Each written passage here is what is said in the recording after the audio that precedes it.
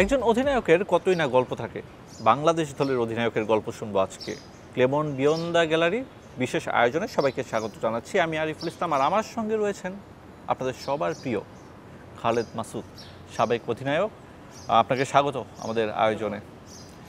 অধিনায়ক ছিলেন, বাংলাদেশের অধিনায়ক, ব্যাপারটা নিশ্চয়ই গর্বের। তবে আপনার অধিনায়কের কথা যখন শুনি, ওই সময়কার প্রথম যখন অধিনায়ক হয়েছিলেন, খুব সম্ভবত আপনার মনটা খুব একটা ভালো ছিল না। বেসিক্যালি আমরা ওয়ার্ল্ড কাপ খেলেছিলাম আমাদের জায়গাতে। সেই ওয়ার্ল্ড কাপটা ভালো ছিল না। তাছাড়া ওভারঅল আসলে বেসিক্যালি ওই সময়টা আমাদের কিন্তু টার্নিং পিরিয়ড। আমরা কিন্তু 2000 সালের টেস্ট স্ট্যাটাস পাই। আপনি জানেন যে ওই সময় কেবল আমরা নতুন একটা উদীয়মান একটা দল, টেস্ট প্লেয়িং কান্ট্রি। তখন ছিলাম আমরা কাইন্ড অফ ডিফেন্সিভ মুড। তখন তো আমাদের বাংলাদেশ তো ইন্ডিয়ার মতো বিরাট কোহলি, রোহিত শর্মা তৈরি হয় নাই, বা সাকিব তামিম তৈরি হয় নাই, বা এরকম প্লেয়ার তৈরি হয় নাই। তো আমরা তার আগে 2000 সালের আগে কিন্তু আমরা খেলতাম ছোটো ছোটো দল, যেগুলো বলবেন যে পাপুয়া নিউ গিনি বলেন, ইউএই বলেন, ওমান বলেন, এইসব টিমগুলোর সাথে, আয়ারল্যান্ড, স্কটল্যান্ড, এইসব টিমের সাথে খেলতাম। যখন আমরা টেস্ট প্লেয়িং কান্ট্রি হলাম 2000 সালে, তারপরেই কিন্তু আমরা আলটিমেটলি বড় বড় দলগুলোর সাথে খেলা শুরু করলাম। যে একদম বলবো যে আসার পরেই কিন্তু একদম পুরো সমুদ্রের মধ্যে পড়লাম। তো এখন যেটা হচ্ছে কি, ক্রিকেট গেমটা হচ্ছে বেসিক্যালি মেন্টাল গেম। আপনি অবশ্যই স্কিল আছে, অনেক কিছু ইনভলভ আছে, টেকনিক্যাল অনেক কিছু ব্যাপার আছে। আপনি যত কিছু ডেভেলপ করেন, সব কিছু ডেভেলপ করেন, কিন্তু মেন্টালি যদি আপনি ফিট না থাকেন, কোয়ালিটি যদি স্ট্রং না থাকেন, তাহলে আপনি ওই জায়গাটা কিন্তু অ্যাচিভ করা কঠিন, যেটা এখন কিন্তু সম্ভব। আপনি এখন আমাদের বাংলাদেশের খেলোয়াড়রা কিন্তু এই সময় কিন্তু খেলার পরে ধরেন বিপিএল খেলছে, যেখানে কিনা সমস্ত ফরেন প্লেয়ার, নামি দামি ফরেন প্লেয়াররা খেলছেন। এমনকি বিভিন্ন দেশের সাথে রেগুলার খেলা, ধারাবাহিকভাবে সিরিজ চলছে। তো প্রচুর পরিমাণ খেলা, ফলে আপনি মেন্টালি কিন্তু অনেকটা এগিয়ে গেছেন। কিন্তু আমরা সবসময় টিভিতে দেখতাম যে টেন্ডুলকার খেলছে, বা আপনার ওয়াকার ইউনুস বোলিং করছে, ওয়াসিম আকরাম বোলিং করছে, কিন্তু তাদের সাথে খেলার সৌভাগ্যটা খুব হয়েছিল না। ফলে প্রথম দিকে যখন আমরা খেলা শুরু করলাম, স্বাভাবিক আপনি সামনে যদি ওয়াকার ইউনুসের সাথে দাঁড়ায় বা ওয়াসিম আকরামের সাথে দাঁড়ায়, সবসময় দেখেছেন যাদেরকে, আপনি স্বাভাবিক আপনি মেন্টালি পিছিয়ে থাকবেন। তো ওই জায়গাটা কিন্তু খুব ইম্পর্টেন্ট। আচ্ছা, তো সেই জায়গাগুলোতে আমরা 2000 সালের দিকে, 2001, 2, 3, আমার মনে হয় যে সময় পরবর্তীতে বেশ কিছু প্লেয়ার আসলো আমাদের, যেমন আশরাফুল বলেন, মাশরাফি বলেন, যারা কিনা আসার পরে ইন্টারন্যাশনাল ডেবিউ শুরু হয়ে গেছে ওদের। তো তাদের জন্য অনেক সহজ হয়েছে, এবং তারা এসেই কিন্তু সুন্দর পারফর্ম করা শুরু করেছে। ইন্ডিভিজুয়াল কিছু ভালো পারফর্মার আসলো, ভালো পারফরমেন্স করলো। ডে বাই ডে হয়তো বাংলাদেশ টিমের আমি বলবো যে একটা গাছ লাগালে যেমন হয়, ছোটো একটা চারা লাগেছেন, গাছটা বড় হচ্ছে, ঠিক এরকমই আমার মনে হয় ক্রিকেট জগৎটাই আমাদের মনে হয় প্রথম দিকে আর্লি স্টেজে আমাদের একটু ডিফেন্সিভ ছিল, পরে অনেকগুলো ম্যাচ জিতেছে বাংলাদেশ টিম। আসলে আমরা মনে করি যে এখন আরও জিতবে। রাইট। যে বিষয়টা আসলে জানতে চাচ্ছিলাম সেটা হচ্ছে, আপনি যখন নেতৃত্ব পেলেন, আপনারই বন্ধু দুর্জয় ভাইয়ের কথা আমরা বলতে পারি, তাকে সরিয়ে দেওয়া হলো, এই বিষয়টা নিয়ে আপনি অডিট ছিলেন। স্বাভাবিক ওয়ারিড বলতে কেমন ধরেন, যেহেতু আমরা সেটা সিরিজের মাঝখানে ছিল, সেটা সিরিজের মাঝখানে, সেটা চিটাগাংয়ে হয়েছিল। আমরা একই সাথে বেড়ে উঠেছি, আন্ডার-19 একসাথে খেলেছি, শুধু একসাথে না, এটা কলিগ, তো আমরা একসাথে খেলেছি। তো সিরিজ চলা অবস্থায় পারফরমেন্সের কারণে তাকে হয়তো ওখান থেকে সরানো হচ্ছিল। তো আমি শুধু মত দিয়েছিলাম, বিকজ আমি কাউকে অসম্মান করে বলছি না, সম্মানের সাথে বলেছিলাম যে আমাকে তারা নমিনেট করেছিল যে নেক্সট ম্যাচ থেকে ক্যাপ্টেন্সি করার জন্য। আমি শুধু বলেছিলাম যে যখন আমরা খেলোয়াড়, তখন কিন্তু আমাদের তেমন বড় সে ছিল না। আমরা এখন যেমন বাংলাদেশ টিমের সাকিব তামিমদের অনেক বড় সে আছে কথা বলার মতো, তখন তো আমাদের দেশ আসলে ওইরকম লেভেলে ক্রিকেট খেলতাম না, আমরা ওরকম সে ছিল না, ম্যানেজমেন্ট অনেকটা ডমিনেট করতো। তো সেই ক্ষেত্রে আমি আমার পক্ষ থেকে এটা বলেছিলাম, তখন যারা ছিলেন দায়িত্বে ওইখানে প্যানেলে, যেহেতু আমাকে বলা হচ্ছে কাল নেক্সট ম্যাচ থেকে আমরা তোমাকে চুজ করেছি, এবং তুমি করতে ইন্টারেস্টেড কিনা, করতে পারবা কিনা। যে হ্যাঁ আমি পারবো, বাট আমার কাছে মনে হয় যে যেহেতু একটা সিরিজ চলছে, সিরিজের মাঝে অফ না করে বরঞ্চ তাকে সম্মানের সাথে যদি আপনি ছাড়েন, দেন আমার মনে নিতে আমার জন্য ভালো লাগবে। আপনি এমনিতে ড্রেসিং রুমটা ভালো লাগবে। এমনিতে কখনো চিন্তা করতেন যে আপনি বাংলাদেশ দলের নেতৃত্ব দিবেন কখনো? সেটা আপনার ইচ্ছা ছিল? আসলে নেতৃত্ব দেবো এটা আমি কখনো চিন্তা করি নাই। মানে আমার মনে হয় যে কেউই আসলে ওইভাবে চিন্তা করে কিনা যায় না। ড্রিম আপনাদের আস্তে আস্তে করে আগাতে থাকে। আপনি রেগুলার হার্ডওয়ার্ক করে যাবেন, হার্ডওয়ার্ক করতে করতে করতে করতে দেখবেন যে একটা সময় আপনি এমন একটা জায়গায় চলে গেছেন যে দেখা গেলো যে হ্যাঁ নেক্সট ইয়ারের জন্য আপনি চিন্তা করবেন। আপনি যখন 8 তলায় উঠেছেন তখন চিন্তা করবেন যে না 9 তলায় কী করে উঠে যায়, 9 তলায় উঠলে কী করে 10 তলায় উঠে যায়। হ্যাঁ খেলছিলাম ভালো, এবং তারা আমার ম্যানেজমেন্ট যারা ছিলেন ওই মুহূর্তে তারা হয়তো মনে করেছেন যে আমার কাছে ওই মানে সম্ভাবনা আছে, ক্যাপ্টেন্সি করার মতো অ্যাবিলিটিটা আছে। ওনারা আমাকে অনার করেছেন, আমি তাদের প্রতি শ্রদ্ধা বা সব কিছু ভালোবাসা জানাই এবং চেষ্টা করেছি আমার বেস্ট ট্রাই করা। সবথেকে কঠিন চ্যালেঞ্জ কি আসলে যখন আপনারা নেতৃত্ব নেন, যে বা যারা নিয়েছে বা নিচ্ছে, বাংলাদেশ দলে যখন অধিনায়ক হন, সবথেকে কঠিন চ্যালেঞ্জটা কি থাকে? চ্যালেঞ্জটা বাংলাদেশ টিমের মতো টিমের সবচেয়ে চ্যালেঞ্জটা হচ্ছে যে আপনার এখানে প্লেয়ারদেরকে ন্যাশনাল টিমে যে তৈরি করানো হয়, যেটা অন্যান্য দেশে প্লেয়ার তৈরি হয়ে আসে পারফর্ম করার জন্য। ঘরোয়া লিগ থাকে, বিভিন্ন তাদের ডোমেস্টিক খুব ভালো থাকে, অবকাঠামো থাকে। ন্যাশনাল টিম হচ্ছে আপনি শুধু জাস্ট প্রেজেন্ট করার জায়গা। আপনি খুব ভালো অভিনেতা অভিনয় করবেন, এক্সাম্পল খুব ভালো খেলোয়াড়, ওখানে শুধু আপনি পারফরমেন্স করবেন। ভুল ভ্রান্তি যা কিছু আসবে করার যা আপনি নিজ থেকে শিখে চলে আসবেন ডোমেস্টিক থেকে, যেটা ইন্ডিয়ান কালচারে বলেন, সাপোজ অস্ট্রেলিয়ানে বলেন, ইংল্যান্ড বলেন, নিউজিল্যান্ড বলেন, সাউথ আফ্রিকা বলেন, তাদের ডোমেস্টিকগুলোর মান এত ভালো, প্লেয়াররা তারা ওখান থেকে তৈরি হয়ে আসে। এক্সাম্পল আপনাকে বলি, অস্ট্রেলিয়া টিমে কিন্তু ক্যাপ্টেন কতবারের মধ্যে চেঞ্জ হয়েছে টেরই পাবেন না। যে ক্যাপ্টেন হয় বাদ বাকি 10 জনের কাজ হচ্ছে ক্যাপ্টেনের কথা শোনা, এবং তারা তাদের কাজগুলো করে যাচ্ছে। তো এই যে ছোটোবেলা থেকে যখন আপনি সিস্টেমের মধ্যে ফেলে দেবেন, সবাই কিন্তু সিস্টেমের মধ্যে চলে, ক্যাপ্টেনের জন্য কাজ সহজ। মজার কোনো অভিজ্ঞতা রয়েছে যখন আপনি ক্যাপ্টেন হলেন? মাঠে তো অনেক ঘটনা ঘটে, সতীর্থরা দেখা যায় স্লেজিং করছে, আপনি হয়তো শিখিয়ে দিচ্ছেন, এই ধরনের কোনো অভিজ্ঞতা কিংবা কোনো ম্যাচ?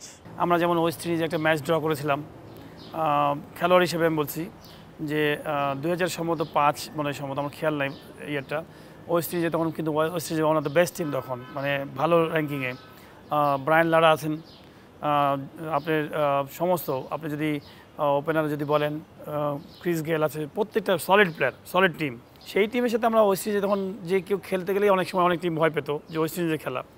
তো আমার মানে যে 2005-এর দিকে আমরা কিন্তু ম্যাচ ড্র করেছিলাম এবং জেনুইন 5 দিন খেলে ড্র করেছিলাম। সেখানে ফার্স্ট ইনিংসে আমরা রান করেছিলাম, বিশেষ করে রফিক এবং হাবিবুল সুমনের খুব সুন্দর দুটো সেঞ্চুরি আমাদেরকে অনুপ্রাণিত করে, এবং পরবর্তী সেকেন্ড ইনিংসে আবার আমরা কলাপস করি। কলাপস করতে যেতে হলো 5 উইকেট না 6 উইকেট আর্লি পড়ে যায়, আমরা ম্যাচ আবার হেরে যাচ্ছিলাম।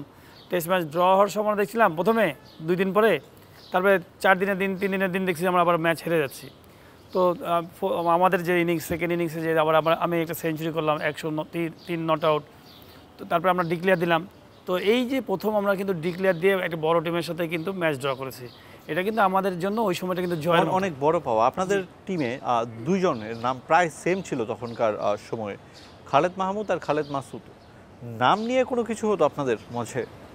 কম্পিটিটরদের হয়তো প্রবলেম হতো, বাট সাধারণ মানুষের আমাদের দুজনের চেহারা 2 রকম ছিল, প্রবলেম হতো না। বিকজ হচ্ছে যে আমরা দুজনে দেখতে একটু আলাদা ছিল।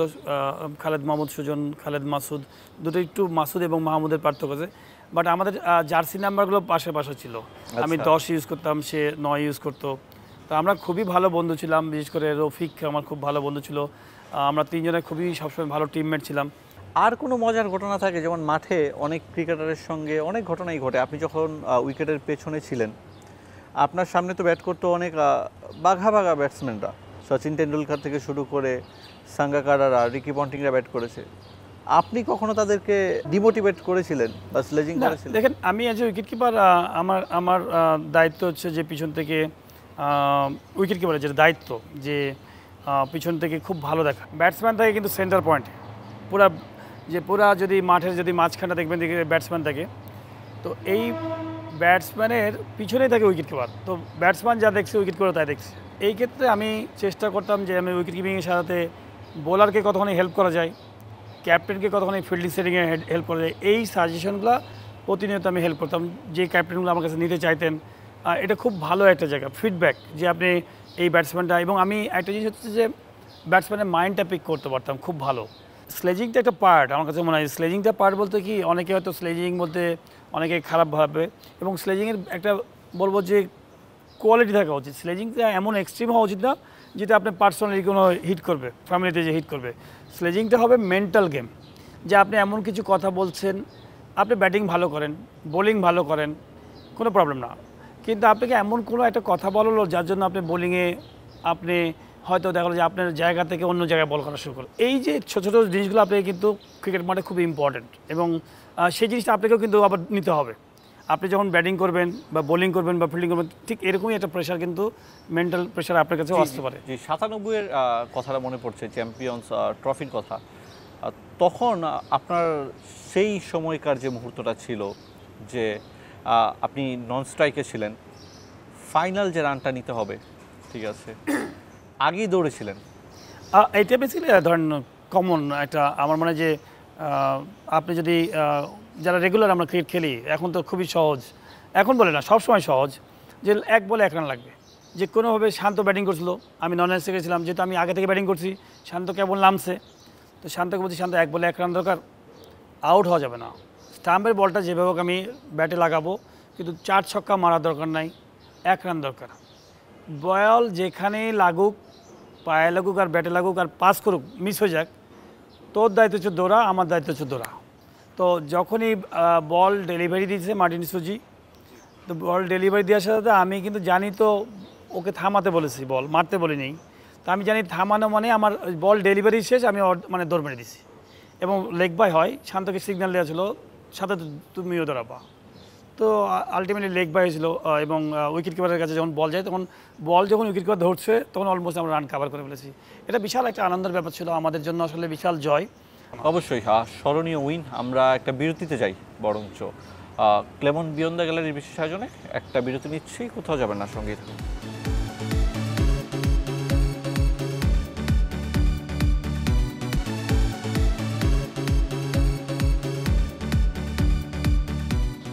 বিরতির পর আবারও ফিরে এলাম ক্লেমন্ট বিয়ন্দা গ্যালারির বিশেষ আয়োজনের সঙ্গে। আছে আমি আরিফুল ইসলাম, আর আমার সঙ্গে রয়েছেন সাবেক অধিনায়ক খালেদ মাসুদ। যে বিষয়গুলো নিয়ে আলোচনা করছিলাম, বাংলাদেশ দলের সেই সময়কার অবস্থা, আপনার নেতৃত্ব এবং দলের হালচাল। অনেক সময় অনেক ম্যাচ হেরেছেন, বেশিরভাগ ম্যাচই হেরেছেন আপনারা। যখন হারতেন তখন নিজেকে কিভাবে আসলে আরেকটা নতুন দিনের জন্য মোটিভেট করতেন? আপনি ক্যাপ্টেন ছিলেন এক সময়ে, ওই সময়টা আপনি ভালো দেখেছেন, টিমমেটদের কীভাবে ইন্সপায়ার করতেন? না, টাফ টাইম কেটেছি, আমি আপনার সাথে একমত যে ওই সময় তো ধরেন আমরা প্রচুর যে পরিমাণ ম্যাচ খেলেছি, যখন আমরা টেস্ট প্লেয়িং কান্ট্রি হয়ে গেলাম 2000 সালে, তারপরে কিন্তু আমাদের রেগুলার আপনার হোম অ্যান্ড অ্যাওয়ে সিরিজগুলো শুরু হয়ে গেল। এবং আমরা তখন কিন্তু অত ট্যাকটিক্যাল ছিলাম না, ট্যাকটিক্যাল বলতে বোঝাচ্ছি অত ডিপ্লোম্যাটিক ছিলাম না। তখন কিন্তু আমরা আমাদের বোর্ড অত, আমি বলবো যে অবশ্যই খুব ভালো ভালো ব্যক্তি ছিলেন, খুব ভালো ভালো মানুষ ছিলেন। স্পোর্টসে যে অনেক খুঁটিনাটি কিছু বিষয় আছে যে জিনিসগুলো আপনাকে অনেকখানি আপনাকে এগিয়ে দেয় ডেভেলপমেন্টের ক্ষেত্রে, সেই সময়গুলো আসলে ওই মানুষগুলোর সংখ্যাটা খুব কম ছিল এবং সেগুলো নিয়ে অত গবেষণা ছিল না। বিকজ আমরা যখন 2000 সালে টেস্ট প্লেয়িং কান্ট্রি হলাম, তখন আমরা প্রচুর অ্যাওয়ে ম্যাচ খেললাম, New Zealand series, south Africa series, Australia series, তখন আমরা প্রচুর অ্যাওয়ে সিরিজ খেলতাম। ফলে অ্যাওয়ে সিরিজ খেলাতে বড় একটা প্রবলেম ছিল যে আপনি প্রথমে ভিন্ন কন্ডিশনে খেলতে গেলেন। নিউজিল্যান্ডে খেলতে যাবেন, নতুন একটা দল, নিউজিল্যান্ডে খেলবেন, নতুন একটা দল, অস্ট্রেলিয়া খেলবেন, নতুন একটা দল, সাউথ আফ্রিকা খেলবেন, ইংল্যান্ড খেলবেন, তাহলে আপনি বুঝেন কতখানি টাফ টাইম পার যেখানে যান সেখানেই নতুন। হ্যাঁ, তো এই সময়গুলোতে আমার কাছে মনে হয় এখনকার ক্রিকেট বোর্ড আমার কাছে বা যে কোনো কোচ বা যারা পরিকল্পনাবিদ আমার কাছে মনে হয় তারা কিন্তু চিন্তা করে ফেলে আগে আমার ঘর গোছানোটা খুব ইম্পর্টেন্ট। টেস্ট প্লেয়িং কান্ট্রি গেছে ঠিক আছে, আগে নিজের ঘরে কিছু ম্যাচ খেলে খেলে কনফিডেন্সটা বিল্ড আপ করা। আপনাকে বাইরেটা শুরু তো খেলতেই হবে, কিন্তু আগে আমার হোমগুলো খেলে নিই, খেলে আমরা নিজেদের কনফিডেন্সটা বিল্ড আপ করি। প্লেয়াররা যেন টেস্ট ম্যাচে কিছু রান করতে পারে, ওয়ান ডেতে কিছু রান করে, ক্লোজ ম্যাচ খেলবে, দেন আপনি আস্তে আস্তে বাইরে যান। যেভাবে আপনি অধিনায়কত্ব পেয়েছিলেন, আবার আপনার নেতৃত্ব ওভাবেই কেড়ে নেওয়া হয়েছিল, এখনও মনে হয় কি না যে অবিচার করা হয়েছে? না, আমি তো এগুলোর ব্যাপারে আসলে ধরেন নেতৃত্ব দেওয়া এগুলো সব ম্যানেজমেন্টের ব্যাপার, এটা তো আপনি কন্ট্রোল করতে পারবেন না। আপনি যেটা কন্ট্রোল করতে পারবেন আপনার পারফরমেন্স। আমি মনে করি আপনার পারফরমেন্স যদি ভালো থাকে তাহলে তো আপনি কেন কন্টিনিউ করবেন না বা ভালো করবেন না। এখনও মনে করি যে যেটা আপনি পারবেন, কোনটা মানুষের দ্বারা আপনি ডিপেন্ডেন্ট সেটার পিছনে না চিন্তা করে আপনি কিসের উপরে বেস করে আপনি ভালো কিছু করতে পারবেন, যার উপরে বেস করে ওরা আপনাকে চিন্তা করবে। আবার এমনটা আমরা শুনতাম আমাদের সময়কার সময় আর কি, যে বাংলাদেশ দলের 5-6 জন ব্যাটসম্যান আউট হয়ে যেতেন, তখন বলা হতো যে খালেদ মাসুদ পাইলট নামবেন, কিছু রান করবেন, ওটা নিয়ে আসলে লড়বেন। আপনি শুনেছিলেন না? হ্যাঁ, এরকম তো অনেকেই হতো এবং মাঝে মধ্যেই কিন্তু আমরা পড়তাম। ওই সময় তো আসলে আমাদের টপ অর্ডারে দেখা গেলো যে খুব আর্লি দেখা গেলো যে 30 রানে 5 উইকেট পড়ে গেছে, 40 রানে 5 উইকেট পড়ে গেছে, এরকম অনেক ঘটনা ঘটেছে। তো এইরকম জায়গা থেকে দেখা গেলো যে আমি হয়তো দেখা গেলো যে অনেক বল খেলতে পারতাম এবং ছাড়তে পারতাম। তো ওইখান থেকে হয়তো দেখা গেলো যে 10-15 ওভার 20 ওভার হয়তো খেলে ফেলেছি।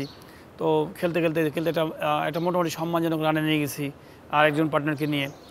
তখন কিন্তু ডিফেন্সিভ মুড ছিল, আমি প্রথমে বলছি, তখন কিন্তু আমরা ম্যাচ জেতার চিন্তা ভাবনা ছিল না, কিন্তু তখন আমরা কী করে কাছাকাছি যাবো, যে জেতার সুযোগ পেলে জিতে যাবো, ম্যাচ উইনার হতে চান সবাই। আর এখন যেটা ফ্যাক্ট হচ্ছে আপনার বাংলাদেশের কাছে প্রত্যাশা অনেক বেশি বেড়েছে। একটা সময় তো অতটা প্রত্যাশা থাকতো না, আপনাদের সময় হচ্ছে ফাইট করলেই সবাই খুশি। সেই জায়গা থেকে কী মনে হচ্ছে যে এই দলটা বর্তমান ক্রিকেট যেখানে দাঁড়িয়ে আছে, আপনাদের সঙ্গে পার্থক্যটা কি এখনও অনেক কম? পারফরমেন্স বলছে আমাদের ম্যাচের জয়ের তো অবশ্যই সংখ্যা বেড়েছে এই 24 বছরে। ধরুন আমরা তো প্রথম দিকে ম্যাচ জিতি নাই, মাঝে আমরা অনেক ম্যাচ জিতেছি, হোমে অনেক ম্যাচ জিতেছি, বিদেশে হয়তো ম্যাচ জিতেছি। বাট আমি মনে করি যে বাংলাদেশ টিম এখন kind of Indian A team বানালে যেমন হবে, ইন্ডিয়ান এ টিম ধরুন অনেকে শুভমান গিল বা অনেকে বাদ পড়েছে, এরকম বাংলাদেশ টিম দেখতে পারলে খুব ভালো লাগতো। বিকজ আপনি আজ থেকে 14, 15, 16 বছর আগে কিন্তু মুশফিক রহিম, সাকিব, তামিম, মাশরাফির মতো প্লেয়ার তৈরি করেছেন। মানে আমি বলতে চাচ্ছি যে আমাদের জেনারেশনের চেয়ে এরা মেন্টালি আরও বেটার প্লেয়ার হয়ে তৈরি হয়েছে। এই লাস্ট 15 বছরে বা 20 বছরে আমাদের যে 3-4টা জেনারেশন পার হয়ে গেছি। মাশরাফিদের জেনারেশন পারে, তারপরে কিন্তু বেশ কিছু লিটনদের জেনারেশন, তারাও অলমোস্ট 31-32 বছর বয়স চলছে। এরপরে 26 বছরের ধরেন আপনি শান্তদের বলেন, তারাও কিন্তু ম্যাচিওর চলে আসছে। তো এখনও কিন্তু আপনি এস্টাবলিশ হতে পারেন নাই যে বাংলাদেশ টিম আমরা অস্ট্রেলিয়াকে ফাইট করছি, টেস্ট ম্যাচে ফাইট করছি, ইংল্যান্ড টিমকে খুব ক্লোজ গেম খেলি, নিউজিল্যান্ডের সাথে ক্লোজ গেম খেলি। বিকজ এখন তো আপনার ওই জায়গাতে চলে যাওয়া উচিত, কিন্তু পরিকল্পনার ভালো না ব্যবহারের কারণে আপনি ইমপ্রুভ করতে পারছেন না। আপনি যদি দেখেন যে আজ থেকে 20 বছর আগে প্রত্যেকটা বাংলাদেশের প্রত্যেকটা ডিস্ট্রিক্টে কিন্তু ক্রিকেট খেলা হতো। বিকজ ওখানে সব জেলা ক্রীড়া সংস্থাতে স্পোর্টস লাভার অর্গানাইজার ছিল। এখন যারা আছেন সব বিজনেস লাভার বলতে বোঝাচ্ছে যে ম্যাক্সিমাম পলিটিক্যাল লোক, সেটা কোন দলের আমি বলতে চাচ্ছি না, যে দলেরই হোক, সেটা আসলে ভালো না সংকেত। আপনি মেডিকেলে যাবে, মেডিকেলের ডাক্তার থাকবে, স্পোর্টসে থাকবে স্পোর্টসের লোক, ইঞ্জিনিয়ারিংয়ে থাকবে ইঞ্জিনিয়ারিংয়ের লোক, পলিটিক্যাল হোক, প্রবলেম নাই, কিন্তু তাকে ওন করতে হবে, খেলাটাকে যেন ভালোবাসে। তো সেই জায়গা থেকে আপনি এত বেশি মানে আননোন ব্যক্তিগুলো যারা খেলাকে লাভ করে না, ওন করে না, তারা ঢুকে প্রত্যেকটা জেলা ক্রীড়া সংস্থাগুলোকে আপনি যদি দেখেন যে কোথাও লিগ হয় না, নট অনলি ক্রিকেট, সব খেলাই হয় না, শুধুমাত্র ওই প্রত্যেকটা পোস্ট আছে, এই আর কিছু নাই। তো আলটিমেটলি কনসেপ্টটাই আপনার নাই, যার জন্য মানে প্রবলেম হয়ে গেছে। আপনার ন্যাশনাল পর্যায়ে আপনি কিন্তু ভালো প্লেয়ার পাচ্ছেন না। জি, আপনার সময়কার আপনার সতীর্থরা অনেকেই বোর্ডে রয়েছেন, আপনি আসলে ওই অর্থে জাতীয় দলের সঙ্গে ইনভলভ না, কিংবা হচ্ছে বিসিবির সঙ্গে আপনি ইনভলভ না কেন? কেন না এটা আসলে বলতে পারবো না, বাট আমার খুব ইচ্ছা ছিল অবশ্যই বোর্ডে কাজ করার। মানে বলবো যে ডিসিশন মেকিংয়ের জায়গায়, নট জব করার জন্য। যেহেতু আমি বাংলাদেশ টিমে খেলেছি, কিছুটা বুদ্ধি আহরণ করেছি বিভিন্ন জায়গায়, দেশ বিদেশ খেলে, বাংলাদেশের বিভিন্ন শহর দেখে। তো বাংলাদেশের প্ল্যানিংয়ের ব্যাপারে আমার খুব ইচ্ছা ছিল যে যদি কখনো সহজ সময় সুযোগ হয়, যদি ওনারা মনে করেন ওই প্ল্যানিংয়ের জায়গাগুলোতে থাকবো, কী করে ডেভেলপ করা যায়। আর আমি মনে করি এটা খুবই রকেট সায়েন্স না, যে নাসা না, যে আমরা তৈরি করতে পারবো না। চেয়ার বাড়িতে লাভ নাই, কাজের লোক লাগবে, রাইট জায়গাতে রাইট লোক লাগবে। আপনি প্রচুর লোক আছে যারা, মানে আমি মনে করি যে ভালো মানুষ আছে, এত বেশি খারাপ মানুষ ইনভলভ, যার জন্য হয়তো আপনি পরিকল্পনা কোনো লাভ নাই না। যে আমরা একটু ঈদ নিয়ে কথা বলতে চাই, যেহেতু বিশেষ আয়োজন, আপনি তো মোস্ট অফ দ্য টাইম রাজশাহীতেই থাকেন, ঈদে এমনিতে কি করা হয় আপনার? ঈদে আমার বেসিক্যালি ছোটোবেলায় তো আসলে আমার খুব আনন্দের সময় কেটেছে।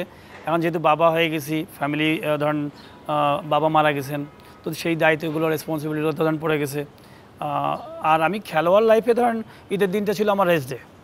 মানে সারা দিন তো আমি পরিশ্রম করতাম, খেলার লাইফে পরিশ্রম করতাম, ঈদের দিনগুলোতে করতাম কি বাসায় যেয়ে চুপচাপ শুধু নামাজ পড়ে এসে একদম কোরবানি টরমে দেওয়া শেষ, মানে কোরবানি জবাই শেষ, সাথে রুমের মধ্যে ঢুকে দিতাম, দুপুর পর্যন্ত ঘুমাতাম রিকভারি করার জন্য। বিকজ ওই যে পুরো 2-3 মাস 4 মাস যে এত হার্ড ট্রেনিং করেছি, ঈদের দিনটা ঘুমাতাম, আবার খাওয়া দাওয়া করে আবার ঘুমাতাম, এই এনার্জি নিতাম। এখন তো অনেক ব্যবসায়িক কাজে জড়িত, এখন অনেক কিছুর সাথে জড়িয়ে গেছি। সোশ্যাল ওয়ার্ক বলতে গেলে খেলাধুলা পরিচালনার সাথে জড়িত, একাডেমি চালাই, মাঠটা ডেভেলপ করছি, সব কিছুর সাথে জড়িত। অসংখ্য ধন্যবাদ আমাদের তো ভালোভাবে সময় দেওয়ার জন্য। কথা বলছিলেন সাবেক অধিনায়ক খালেদ মাসুদ, নানা গল্প ছিল, অধিনায়কত্বের গল্পগুলো আমাদের সঙ্গে তুলে ধরেছেন। ক্লেমন বিয়ন্ড দ্য গ্যালারির বিশেষ আয়োজনে আজ এটুকুই।